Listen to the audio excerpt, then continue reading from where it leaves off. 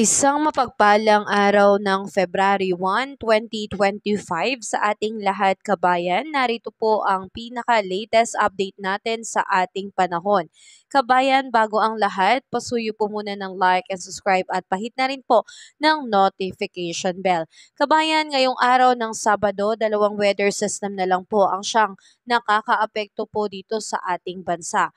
Narito pa rin po ang epekto ng hanging amihan o northeast monsoon sa may northern and central Luzon. Samantalang ang natitirang bahagi ng ating bansa ay patuloy naman po naapektuhan nitong easterlies. At ngayong araw kabayan, iisa-isahin po natin yung mga lugar na pinakaapektado po nitong mga weather system natin. Sa easterlies naman kabayan, ang apektadong lugar nito ay ang Bicol region, kaya asahan po ang maulap na kalangitan na meron pong mga kalat-kalat na pag-ulan, kulog at kidlat. So pinag-iingat natin yung mga kababayan natin nakatira sa Bicol region dahil posible pong magdulot ng mga biglaang pagbaha and landslide lalo na kung makakaranas po ng bahagya hanggang sa malakas na pag-ulan.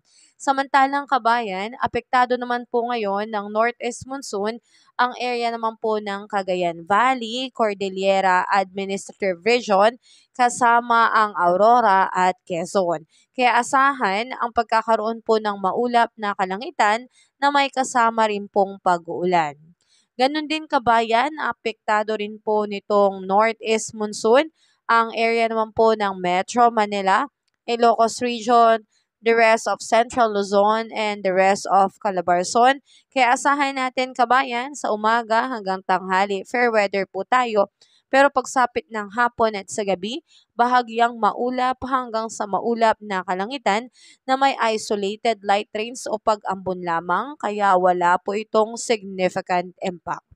Samantalang ang natitirang bahagi ng ating bansa, asahan natin sa umaga at sa tanghali maaliwalas na panahon o may kainitan, pero pagsapit ng hapon at gabi may tsansa na pong makaranas tayo ng mga pag-ulan. So ingat po tayo kabayan dahil itong mga pag-ulan na to ay posible pong magdulot ng severe thunderstorm.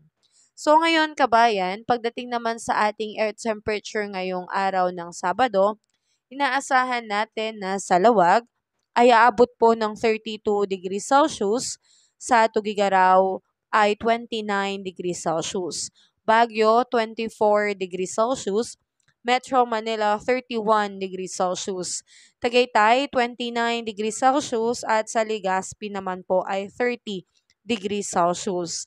Sa may Calayan Island ay aabot po ng 32 degrees Celsius, Puerto Princesa 32 degrees Celsius, Iloilo, Cebu 32 degrees Celsius, Tacloban 31 degrees Celsius, Cagayan de Oro 32 degrees Celsius, Zamboanga 33 degrees Celsius at sa Davao po ay 33 degrees Celsius. So yan po yung ina-expect nating earth temperature ngayong araw ng Sabado at ganun pa man kabayan, dagdag pa natin na may nakataas din po na gale warning signal sa ilang baybayin ng ating bansa, kaya asahan ang alon na iaabot ng 2.8 to 4.5 meters po ang taas.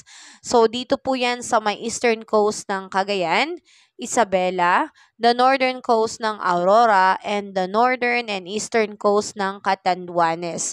So pinag-iingat at hindi po muna natin pinapayagan yung mga kabayan nating mangingisda, lalo na kung ang kanilang bangka ay maliit o motor bangkas lamang po, wag po muna tayo dyan sa mga baybayin na yan dahil sadyang mataas at mapanganib po kay kababayan. So, ingat po muna tayo kabayan. At pagdating naman kabayan, kung may chance nga ba na may bagyo po na pumasok ngayong February, yes. Pero sa unang linggo hanggang ikalawang linggo ng February ay mababa pa po ang tsansa na merong mabuong bagyo. Pero posible po na may mabuo pong tropical cyclone.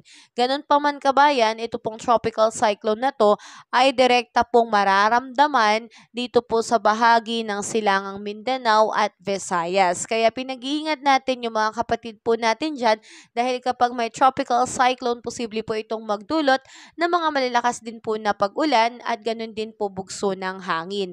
At kapag itong tropical cyclone po ay nag-develop, posible po itong maging isang ganap na bagyo na magkakaroon po ng local name na Bagyong Auring.